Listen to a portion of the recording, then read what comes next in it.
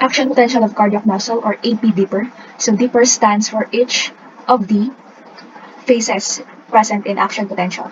So phase 0 actually happens during depolarization, but I think it's much better to start in the resting membrane potential, which is negative 80 to negative 90 millivolts. So that is inside the cardiac myocyte.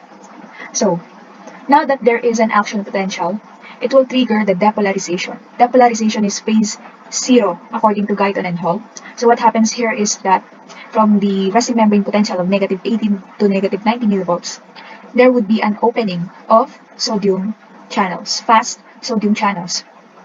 And what would happen is that there would be an influx of cations, and these influx would result to an upshoot of positive 20 millivolts. So that is phase 0 of your cardiac action potential. Next is phase 1, which is your initial repolarization. So phase 1 of the initial repolarization is that there would be a closing of your previously open sodium channel, and then your potassium channels would open.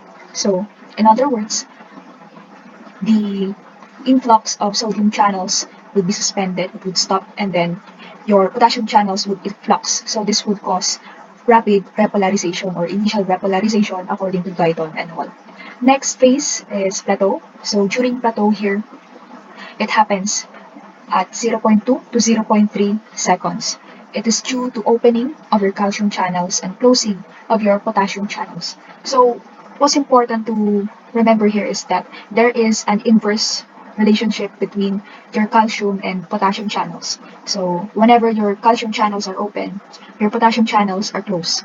And if you combine these two, or in other words, if there is a calcium influx, and if the potassium channels are closed, it would result to plateau.